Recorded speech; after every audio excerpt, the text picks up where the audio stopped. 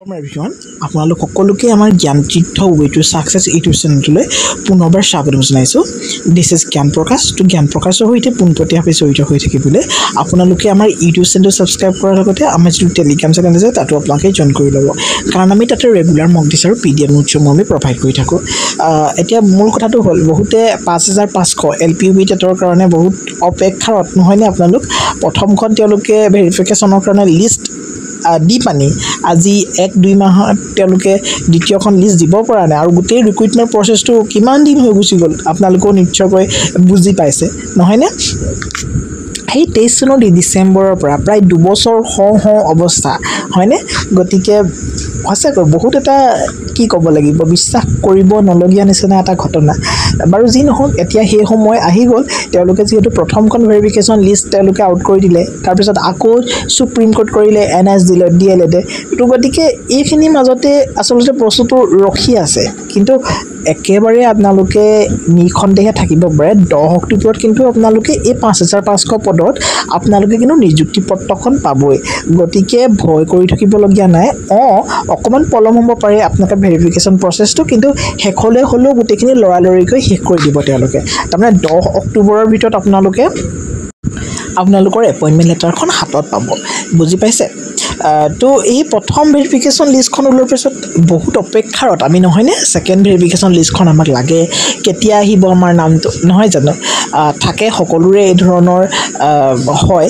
আৰু ইয়াত আচলতে মই ডিৰেক্টলি নকওঁ যে আজি ছেকেণ্ড ভেৰিফিকেশ্যন লিষ্টখনৰেই কিবা আপডেট লৈ আহিছোঁ না, তেনেকুৱা ধৰণৰ কোনো কথা নাই। কিন্তু ছেকেণ্ড ভেৰিফিকেশ্যনৰ লিষ্টটো যে এইকেইদিনতে আহিব, এই নটিফিকেশ্যনখনৰ পৰা আপোনালোকে বুজি পাব।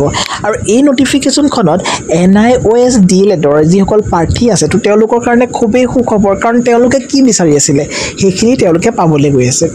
চাওক, government of India directorate of elementary education, তাৰমানে DWEৰ পৰা অসমৰ তৰফৰ পৰা কাহিৰীপাৰাত যিটো আছে তো তাৰ পৰা 17 জুন তাৰিখে এখন নটিফিকেশ্যন পাব্লিছ হৈছে। তাৰমানে আজি এখন নটিফিকেশ্যন পাব্লিছ হৈছে।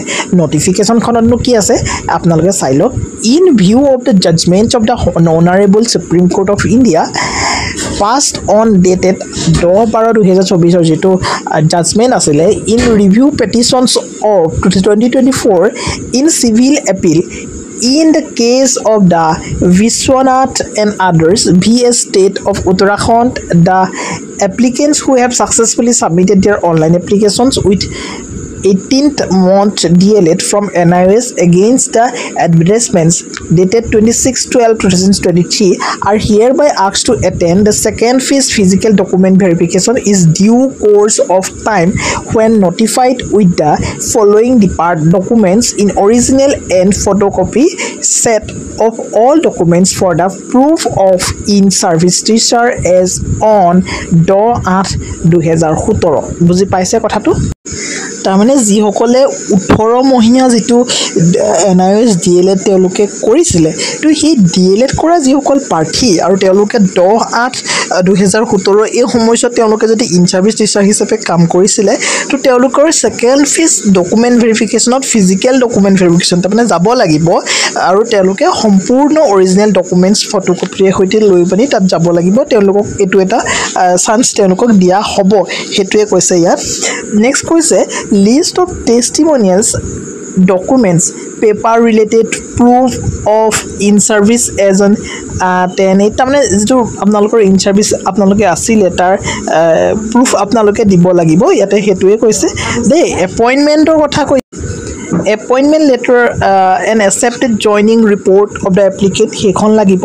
minutes of the school management committee SMC of the school in respect of the appointment of the applicant concerned, photocopy of the attendance register of the school আপোনালোকৰ তাৰ photocopy এখন ল'ব লাগিব, স্কুলৰ এটেণ্ডেন্স ৰেজিষ্টাৰ। এইখিনি আপোনালোকে নিজে গোটাব লাগিব কিন্তু দেই। এই বস্তুখিনি হ'লেহে আপোনালোকৰ ডকুমেণ্ট ভেৰিফিকেশ্যনটো ছাকচেছফুলি হ'ব। Certificate issued by the school authority specifying the services of the applicant in the schools as on 10/8/2017 সেইখন লাগিব salary statement খন লাগিব payment এখিনি UDSC records as proof that the applicant was in service এখিনি আপোনালোকৰ তাতে লাগিব admission records admission এই গুটেইখিনি আপোনালোকে তে থৈছে না এটো আপোনালোকে জানিব সেইখিনি লাগিব 18 months DLED certificates marks show NIOS ৰ আপোনালোকৰ সেই গুটেইখিনি বস্তু ইয়াতে থকা হ'ব লাগিব আৰু সেইখিনি লৈ পানি আপোনালোকে ডকুমেন্ট ভেৰিফিকেচন যাব লাগিব হৰু এটা জাস্ট ইনফৰমেটিভ ভিডিও আছিল যে সেকেন্ড ফেজৰ ডকুমেন্ট ভেৰিফিকেচনত তেওঁলোককো মতা হ'ব তাৰমানে NIS DLED পাৰ্টি সকলৰ কাৰণে এটো এটা খবৰ কিন্তু তেওঁলোকে এই ডকুমেন্টখিনি ৰাখিব লাগিব আৰু ইয়াৰ পৰা আমি এটো বুজি পালো যে সেকেন্ড ভেৰিফিকেচন কেতিয়া হ'ব অতি সোনকালে আপোনালোকৰ ভেৰিফিকেচনৰ লিষ্ট তাৰমানে ওলাব তাৰমানে সেই আপোনালোকৰ যিখিনি ভেৰিফিকেচন হ'ব সেই সকলৰ লগতে এই NIS DLED পাৰ্টি সকলৰো তাতে মতা হ'ব বুজি পাইছে